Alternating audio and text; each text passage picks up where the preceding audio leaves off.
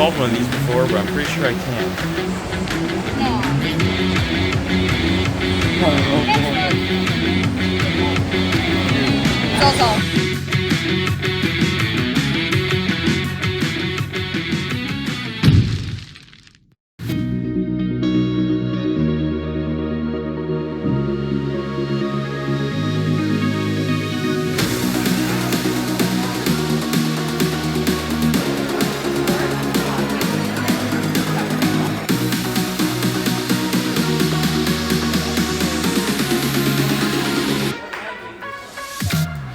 So we started off with round 1 of 3x3, and my PR is a 13.48 second average and an 11.5 second single. So I started off with 2 13s, one low 13, one high 13. Wasn't looking too good. Then I got 2 14s, and that was kind of catastrophic. But I ended with an 11.49, which beat my PR by 0.01 seconds. Overall though, the average was a 13.92, so not really what I was aiming at, but it's okay because round 1 of 2x2 started, and that was also a fail. I haven't ever done 2x2 at a comp before, so I don't have an average to beat, but I was hoping to get at least a sub 5 average, and maybe like a sub 3.2 single. I started off with a 6, and then got 2 5s in a row, which was not looking good, but then I got a 3 second solve plus 2. That was very unfortunate, which gave me a 5.68 second average, even with the 3.82 as my final solve. Next up was round 1 of Pyraminx, and I just got into Pyraminx like very recently, and so I was not expecting anything from this. Yet this is the first average that actually started to turn things around. I was hoping for a sub 10 average and maybe around like a 6 or a 7 second single, and I started off with a 7.11. I was pretty happy with that, and then I got an 8.4, which I was again thinking it's okay, it's a pretty average solve, but then on the next solve I got a 6.4. Basically, as long as I was consistent with my next 2 solves, I would do really well. And I got 2 7s, giving me a 7.36 second average, and a 6.4 single, which was really nice, but I didn't know if I was going to make finals. The top 12 people were going to move on to the final round. I wasn't really expecting it, but with how well I did, I was kind of hoping for it. But before I found that out, the first round of 3x3 one-handed started, and I was hoping for a sub 30 second average, and maybe like a 25 second single or something.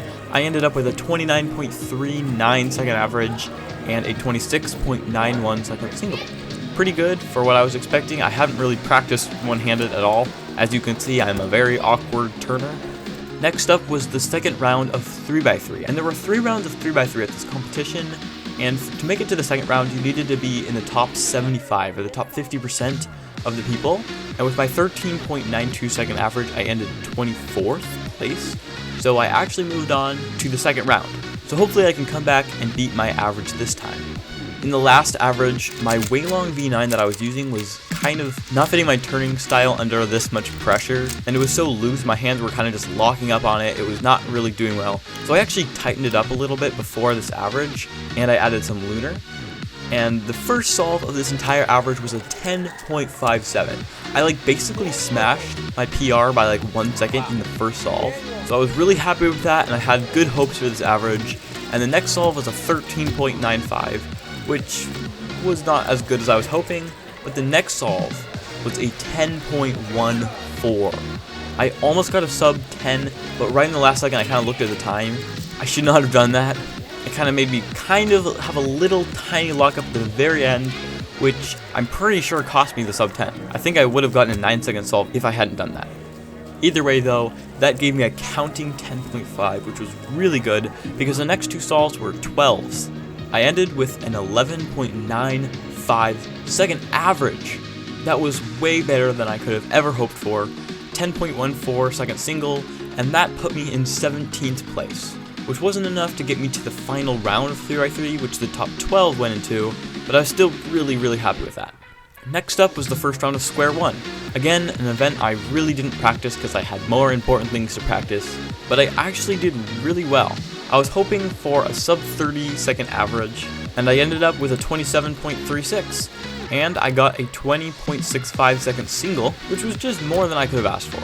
Again, the top 12 moved on to the final round, so before I found out the results, the first round of 4x4 started. Actually, the final round as well, because there was only one round of 4x4. I was really wanting to get a sub 1 minute average. I averaged just about sub 1 minute at home, so I was kind of just hoping for that, and I was amazingly consistent. I started off with a 57.03, then I got a 1 minute 8 second solve, which wasn't very good, but the next one was a great comeback with a sub 50. I got a 49.09, which again, I was really hoping for like a 52 second single or something, but 49, very good. The next solve was a 57.03. Yeah, you heard me right. That was another 57.03. With an event this long, the chances of getting two of the exact same time is like so low, but somehow I still got it, and the final one was a 57.13. Now, the 1 minute and 8 second solve and the 49 second solve were both omitted because in an average of 5 in cubing, the best and the worst times are removed. Your average is the mean of the middle three, and I got two 57.03s and one 57.13, giving me a very consistent 57.06. I was really happy with that one. Next up was the Pyraminx finals, and even though I was not hoping for much, I actually got 8th place, which put me in the top 12, and so I was able to compete in the final round. I didn't do very good in that round. I got a 9.1 second average, but I did get a 5 flat single, which was really good. I didn't make it to 3x3 one-handed finals, but square on finals was next, and surprisingly, I snuck in at 12th place.